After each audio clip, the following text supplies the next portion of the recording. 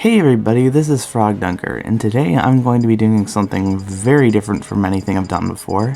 Basically, I'm going to be creating a tournament between level 9 CPUs and Smash Bros. 4.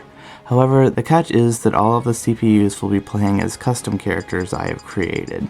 The AI isn't accustomed to like every possible custom character, so I'm kind of interested to see like how it's going to react to the custom characters I've made. So to start things off, I'm going to be explaining the 16 characters that I've made. If you don't want to watch that, I will put a link to later in the video whenever the actual tournament part starts. For those of you who want to know what the characters are that I'm going to be using in the tournament, keep watching, I guess. So first off, there's Reckless Jigglypuff. With her badges, I have given her improved trade-off ability, which basically just means she starts with 60 damage and all of her stats gradually increase. And I've given her quick smash attacks and an explosive perfect shield, which means if you shield at the perfect time, then an explosion is created that's like an attack. And for her specials, we have Raging Rollout, which is just a more powerful version of her normal rollout that only goes in one direction. Then Wakey Wakey is just she falls asleep and then explodes, and it doesn't last as long as her normal down B, but yeah, that was a good explanation. Good job, 10 out of 10. Thanks for explaining this to us. Okay, so here we have Lucina. Her equipment was basically just done to give her better attack. There aren't any special effects. And then with her specials, I was trying to make like a more powerful version of Lucina, so I used Heavy Blade, which it operates like her normal side B, but it's stronger and it launches foes more. And then this is a version of Dolphin Slash. I guess the difference with Crescent Slash is the fact that it rises in an arc, and I don't know, maybe is more powerful. It doesn't go as high though. I don't know. I'm assuming it's more powerful, so that's why I chose it. This here is Priest Mew. I was a little bit hesitant to use DLC characters in this because they don't have alternate specials, but I think I did a decent job just by changing the equipment. Basically, I made him a healer. That's why I called him a priest. He basically just heals himself. He heals at intervals, he heals when he crouches, and he heals when he gets a KO. I'm interested to see if the CP is going to crouch whenever it has the chance to heal. That'll be interesting. But that's really all there is to this character. So this is Mr. Macon Watch. Because I'm not actually gaming anymore, I'm just going to be watching. But with his equipment, I basically just did it so that his attack and defense were upped. And then I changed all of his specials. Game & Watch's specials are really interesting. So this is like his normal B, but lower attack power, but longer range. Chain Judge, the number shown on the card equals the number of continuous hits dealt. Heavy Trampoline is like his normal up B, except it doesn't go as high, but it's more powerful. I changed Oil Panic because it's like really hard to pull off normally, so I chose the one that's easier to use but takes less damage. I think with this custom, I was really trying to make a character that I think I would enjoy playing as myself, and I enjoy Game & Watch normally, and his specials are pretty cool, so that's why I did this. So this is Blazing Bowser. This is actually the one custom that I had made before this video. So I wanted to make Bowser, except make him really fast. So that's what I did. And his side B is different. I guess it's just difference because the launch is higher but the damage is lower. And then I kind of going with the fact that he's fast, I gave him the recovery that doesn't deal damage but is a better recovery move. So he's the leader of the bunch. You know him well. He has hyper smash attacks, which means I don't actually remember. So it means he can charge a smash attack longer to make it more powerful. Crash Run is most definitely a pun on Smash Run, but basically if he builds up speed, he can hurt enemies just by running into them. And then he has quick smash attacks to kind of go with the fact that his smash attacks can be more powerful. So these are more, you know, oh, what did I do? I messed up. Okay, so special, Stubborn Headbutt. It's slower than the normal one, but it's more powerful, and he doesn't flinch. Kong Cyclone. I just like this. I just think it's cool. He does a cyclone and sucks enemies in and punches them. And then Hot Slap, which creates flame pillars that can hit airborne fighters. These ones are just kind of interesting. My idea behind this was, I guess, just to create a different version of Donkey Kong that was interesting. Though, of course, I have an emphasis on smash attacks and just being a reckless Kong out for blood, I guess. Don't judge me, I made a little Mac clone. So this is Mac and Wings, because he can fly. This is a really stupid custom. Basically, I gave him better aerials. So his ground jumps are better, his aerials are more powerful, and he's hurt less when he's in the air. I understand that that's terrible, but that's exactly why I did it. The standard B stuns, so yeah. To go with his aerial game, I gave him a up B that gives him more vertical, and then I just changed his counter just because I wanted to. So that's Mac and Wings. So Sonic has surpassed the status of sound and has reached light. So this is Photon. He has increased lateral air movement, an improved jump, and a faster run speed, and just in general more speed. And all of his moves are normally pretty fast, so I just changed his standard B, which is it's faster. It's faster. It's fast. So that's Photon. So this is Speedy Gonzalez, and I think this is the one I'm the least excited for. I was running out of ideas, honestly. He's really just fast Mario. It is interesting though, I decreased his lateral air movement, or I used an equipment that does that, and I think it's actually like not necessarily a bad thing. He moves through the air like kind of interestingly now. He also has improved braking ability, which means he can come to a stop more quickly. With his specials, I changed everything. I made his fireball fast because, you know, he's fast. I'm making him fast. I changed this just for fun because it's different and I like things that are different. I think it just creates a gust of wind. I'm still not entirely sure how or like what the downside to it is compared to the normal cape, but more on that next time, on the next episode. And following the format, I gave him the up B that increases his vertical ability at the cost of giving damage. And then I changed Flood to being what it should be and an attack that actually hurts. I mean, he's still kind of an interesting character. He could be. So this is DDD the Rock. He has improved escapability. I think that's like whenever he's grabbed, yeah, he escapes more easily, less damage when he's in midair.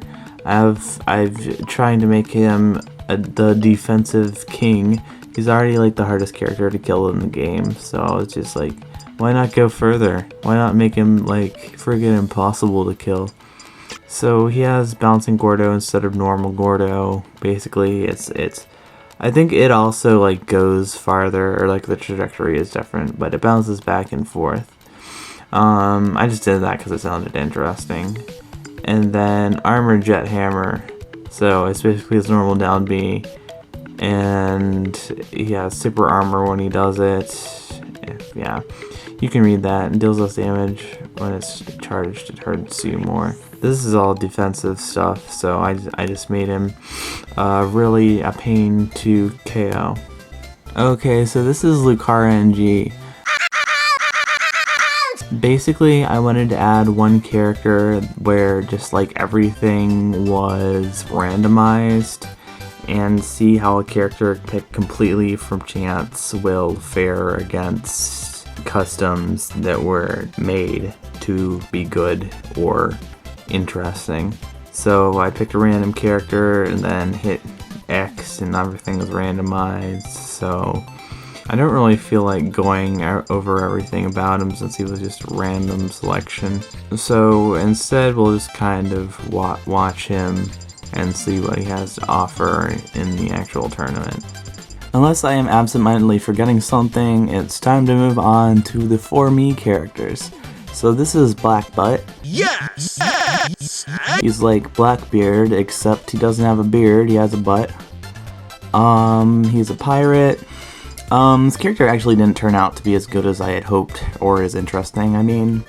But his bonuses, it's like, I'm not entirely sure what I was going for, but it has improved speed, 0 damage, and extended respawn invincibility, so it's kind of like he can be real fast for quite a bit, though that only affects his second life, so it's not, I don't know, we'll see how things turn out. And then for his specials, he has Laser Blaze, which is kind of like Fox's Blaster, though it doesn't fire as rapidly and maybe hurts a little bit more. And then this is Shot You Fire and then it explodes. And Lunar Launch is that. And Bomb Drop is a bomb you drop. I'm not really sure how much I need to explain these, because I mean, I guess probably most people don't know about them because no one plays as Mies, but yeah, that's Black Butt. Next up, we have Crom! Finally! I made him quite a bruiser, though he only has +3 attack. I basically just chose a bunch of attack badges that give effects. I like effects. So, invisibility in Crisis is if he's at 100, once he reaches 100% damage, he'll be invincible for a short period of time. Extended respawn invincibility is self-explanatory. Critical hit capability is he has a chance to, or it's a 20% chance to inflict extra damage. And then for specials, he has Blurring Blade, Flurry of Sword Slashes, he has a Chakram, I'm not sure if I'm saying that right, but it's his throwing weapon, and Stone Scabbard, High Jump followed by Firm Downward Strike, and then just a standard counter, because he's a Fire Emblem character and he has to have a counter. So that's Crom. I like wanted to make him kind of like a Fire Emblem character, but I mean, there's not a whole lot of options you have with specials. I just kind of went off of what I felt might make an interesting character. So hopefully he'll be interesting. Okay, so we have one more sword fighter. He's King K. This is just a weird dude. These were mostly done to boost his stats, mostly boost his attack basically, and he has weakened shield regeneration as a result of that, you know, because yeah. And specials, he also has Blurring Blade apparently, and he has Slash Lancer, Skyward Slash Dash, and Power Thrust. These are moves. I don't really remember my thought behind this, but he's a pretty kinky character. Trust me, I played as him a little bit. I think he's he's good. He's interesting. Trust me. Okay, so lastly we have Nintendo Nerd. You know, I really did go crazy with the effects. Like I could have created characters that have just boosted stats, though. I guess what would be the fun in that? Oh, I can actually click on those, but. Yeah, she's floaty, and these were mostly done to kind of boost her stats a little bit and give her a little increase in speed.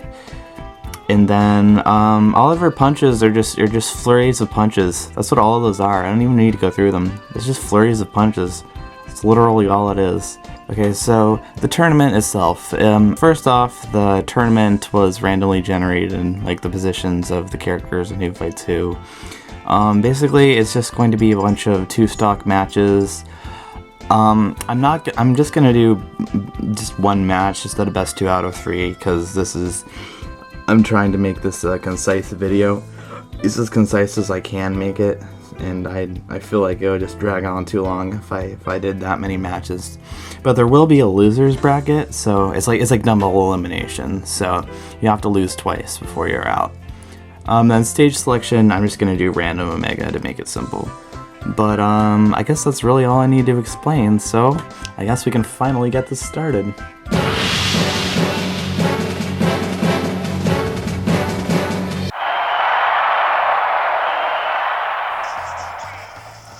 Okay, so the first match is Mac and Wings versus Nintendo Nerd.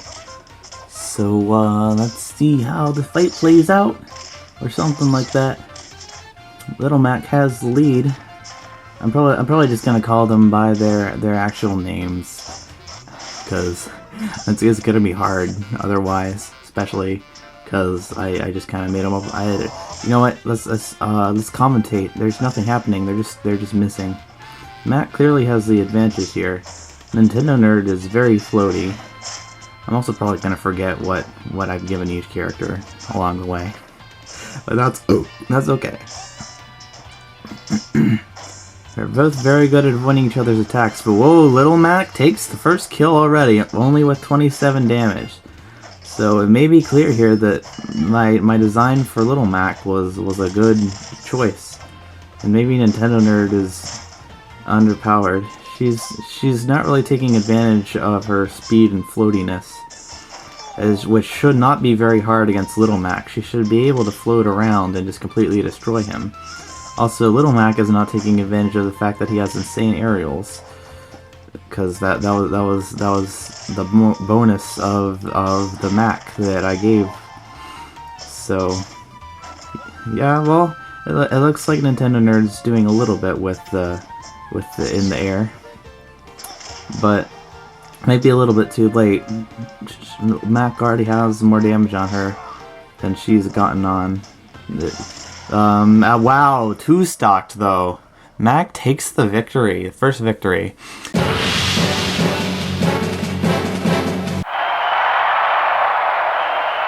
Okay, for the second battle, we have Priest Mew versus Crom.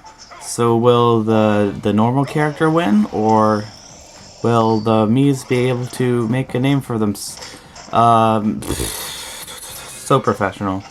I'm not really sure what to do with the commentary, because it's like, it's things. Anyway, Crom has the early lead here, because he's a Fire Emblem character, and Fire Emblem characters just always win, you know?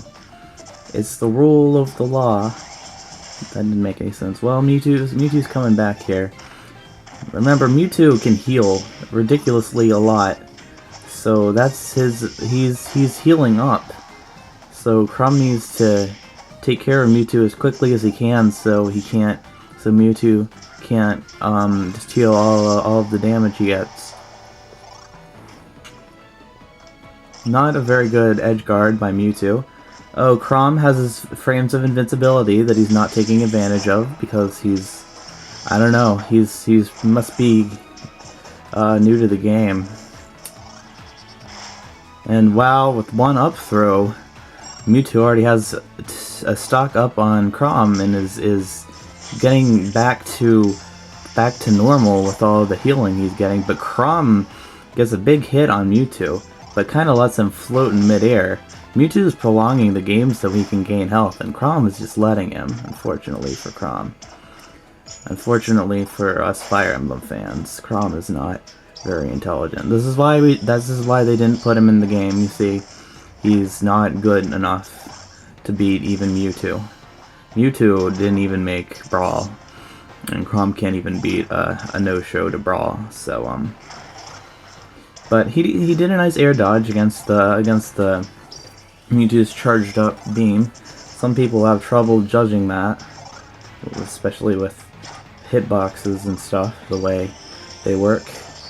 Crom could really take advantage of his projectile in situations. He's letting Mewtwo charge up the beam, and he could completely take away Mewtwo's beam entirely just by hitting him with the projectile, but he generally does not go after Mewtwo in any way as he charges up his laser. Wow, another 2-stock just with a forward aerial. Mewtwo takes the win.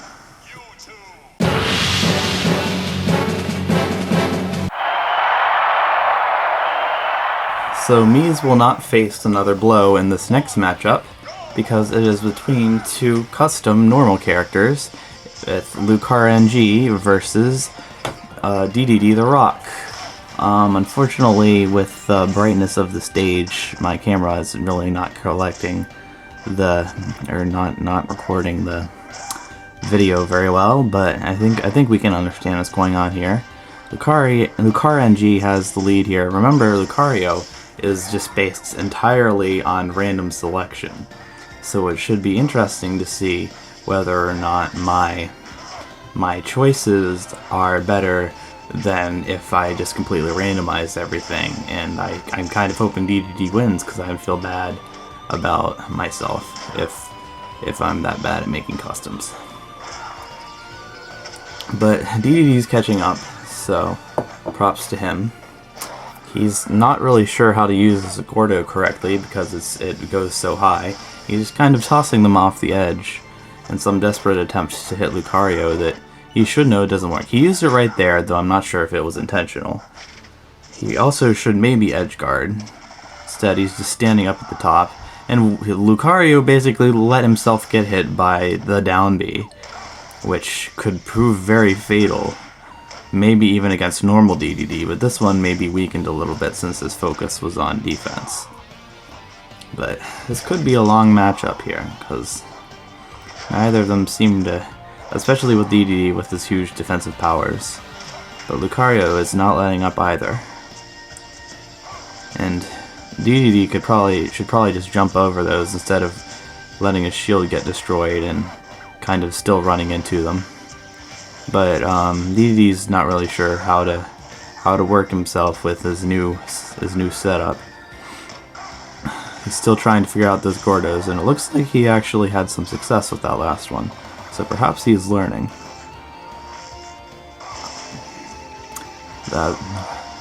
Lucario is trying to figure out how reflecting the Gordos works whenever they're changed like this.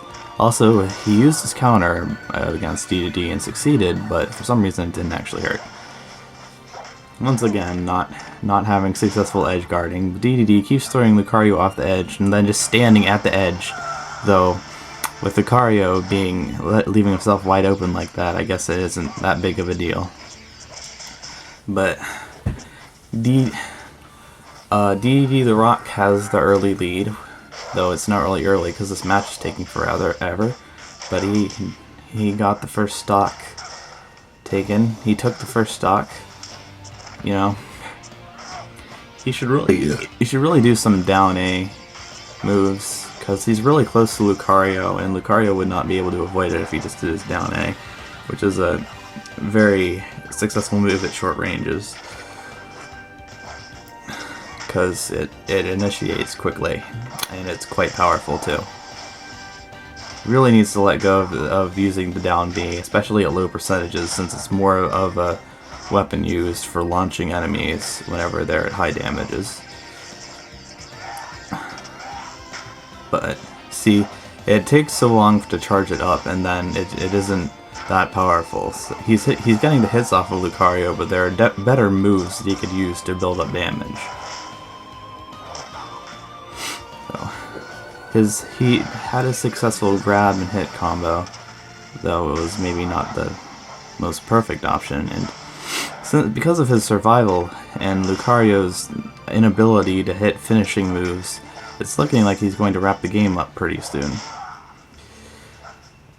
Despite the fact that he has twice the damage of Lucario, they're both being launched about the same amount, except actually Lucario is being launched more, because Lucario Lucario is really not using his finishing moves. Like, he can finish, he's just not really trying to.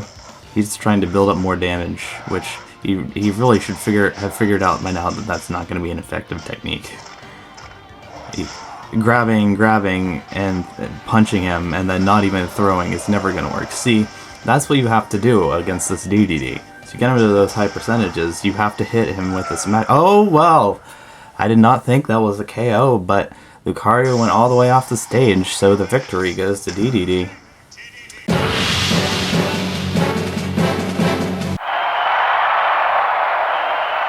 So let's see if the Mies can redeem themselves. It's Captain Blackbutt takes on Mr. Make-and-Watch. Make-and-Watch has the easy lead. Not feeling too confident about the abilities of these Mii fighters, though. Looks like he's caught up. Game & Watch is using his fast flying sausages and bacons to his advantage. But honestly, I don't use Mii Gunner that much. I don't see him used, so I'm kind of observing this and trying to figure out like how the character is used. Not just the custom Mii I made, but Mii Gunner in general.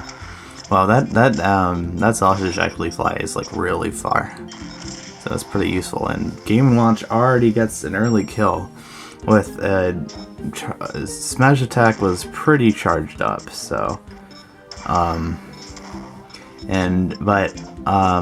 Butt has quite a bit of actually no, he's really fast until he gets hit the first time. But he took advantage of it. He built up some damage he took advantage of his fastness. Game & Watch is a light character, so he's pretty close to dying, though. I did make him, I think I made him a little bit harder to kill. And again, I'm already forgetting how I made the characters. Which, you know, it happens. I made 16 of them. But it's tough to observe what happens. Yeah, because well, he did die there, but it took quite a strong smash attack for Black Butt to get his first KO.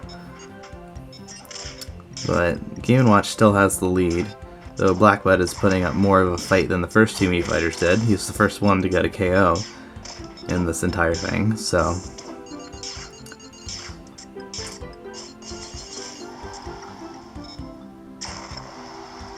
And Mr. Game & Watch system, solid edge guarding techniques, but Black Butt seems to have very good recovery. Or his jumps, I may have made his jumps more good. I should be able to remember, but I just made too many characters. No, it won't take very much to finish him off at this point. Game & Watch just needs one strong hit, and it'll be finished. He may get it with a throw, but there are some much better things he could try that will work at lower damages. I haven't really seen him with the sign at all. Maybe he just doesn't like the version of the sign I gave him. He just really wants that grab throw kill. Because Captain Black Butt is up to 230. If he is able, he hasn't really had any hits in a lot. Well, that's it. Kill with the jab. See, Captain Black Butt was surviving, but he wasn't taking advantage of the fact that Game & Watch was letting him live longer than he should have. Anyway, once again, Mii Fighter goes into the losers bracket.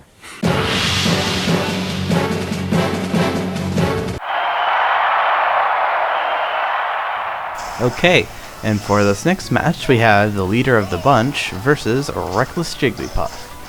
So Reckless Jigglypuff starts with 60, and this, which is kind of bad for her since she's like also one of the lightest characters. So I feel like I really created Reckless Jigglypuff kind of as a joke rather than a serious character. But we'll see how she does. Right now she's holding her own. She's knocking the leader of the bunch off stage and doing a pretty good job of things. But it's not going to take much for Donkey Kong to launch her off of the stage. That was, oh, she has an exploding shield and she actually got it off there, but I really don't see how it's useful. Like, it didn't hit in that situation. So it doesn't seem like wow, what? I want to see that again. I was too busy thinking about shields. Anyway, so Jigglypuff is almost at where Donkey Kong is, but I mean, she does get bonuses from, like, oh wow, I can't even finish my sentences because the leader of the bunch just has this totally in control. So anyway, next match, please.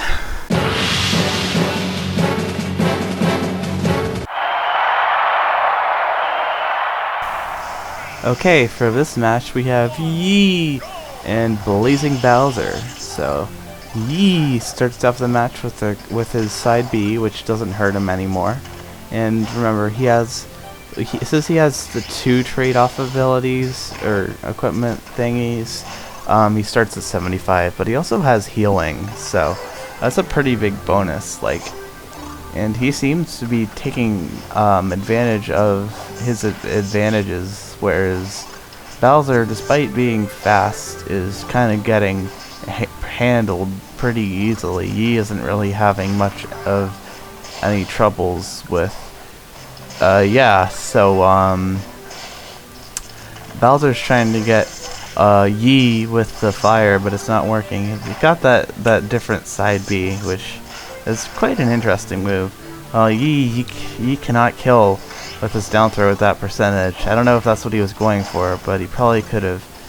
It probably would have been better to choose a different throw, but well, maybe he knows what he's doing. He's got the lead here, despite he's only taken a net of 10 damage this whole match, if you think about it. So, because honestly, Bowser is not playing his best in this match. He's really being too defensive, and whenever you are strong and have down throw worked in that situation, so you use up a stock and only have taken in a net of 6 damage. So he is completely dominating this. He's landing the fire, making a mockery of Bowser, who couldn't earlier. Not letting him get back on the stage despite Bowser's obviously improved recovery since he's fast. See, I don't know. I feel like Bowser is just having a lot of wasted potential here because he could be a good character. He's just not using his strengths, whereas Yi is really slowing the pace of the game down even to gain health, and you know, his stats gradually get boosted. So I don't know exactly how it works if it stops at some point, but definitely prolonging the stock is giving him a huge advantage. Bowser is gotten up a little bit of damage on Yi, but it might be a little too late. But remember, if he does get a KO on Yi, Yi will only have 75 damage and won't have his upped stats. So if Bowser could get a KO here, he might be able to pull off something whenever Yi starts with 75 damage. But that down throw is very close to being a kill percentage. So if Yi might just needs, I don't know if. Well, at this point, Yi really only needs a down throw, and it's the end of the match, which I'm not sure why he's F-smashing, and recovering high, though I guess Bowser did not defend against it correctly, especially with his... Ooh! Oh, that almost killed, but not quite. Okay. F-tilt gives him a stock, or takes away Yi's stock. Now, like I say here, Yi has quite a bit of damage, and though he is a heavy character, so it's not like Jigglypuff where Jigglypuff didn't really need that much more damage to die. And ooh, jab, he gets the kill with the jab. So Yi wins this, and will Yi.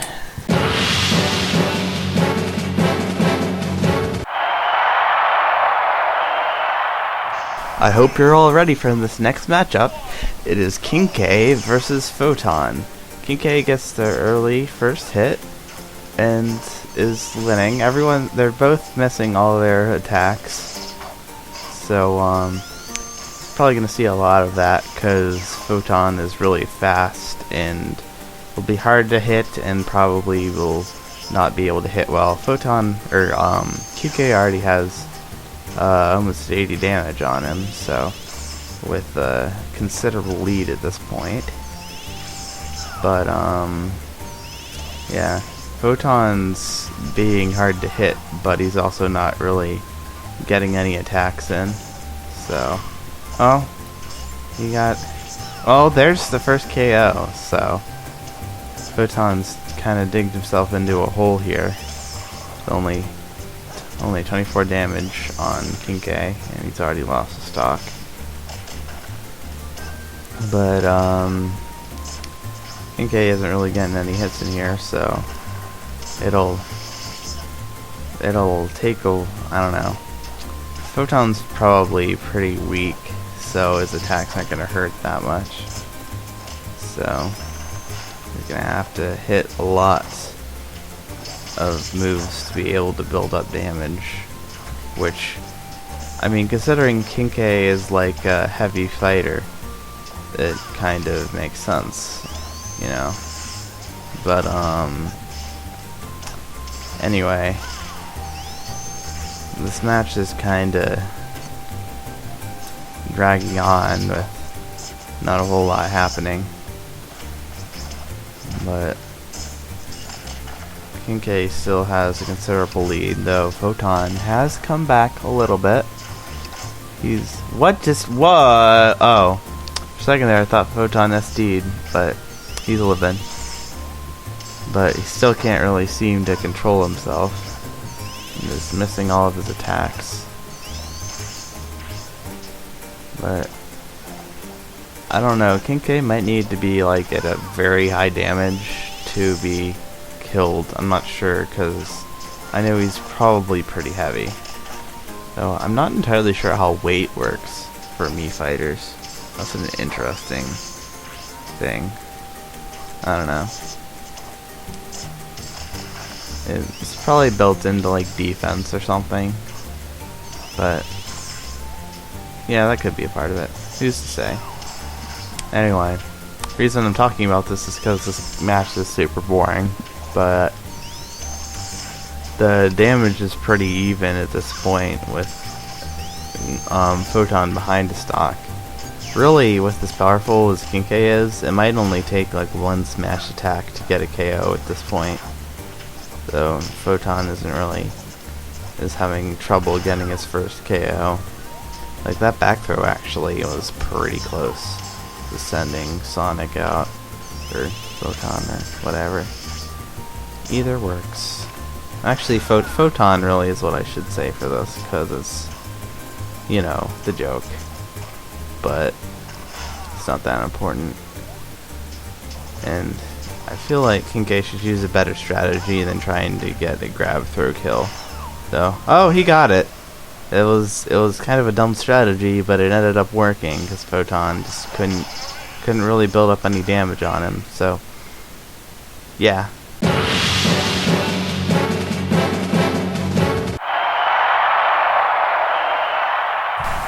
Okay, so we've got the final match here, Lucina versus Speedy Gonzalez.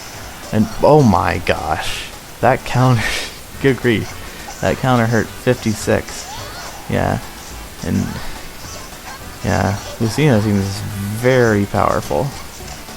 It's like only 3 hits, and 4 hits she's up to 137 on Speedy Gonzalez. That Mario should know better than to grab and hit whenever his enemy's at that low of a damage. He's using that slow fireball, which I guess is, you know, or maybe, no, it's fast fireball, my bad. Yeah. He seems pretty speedy.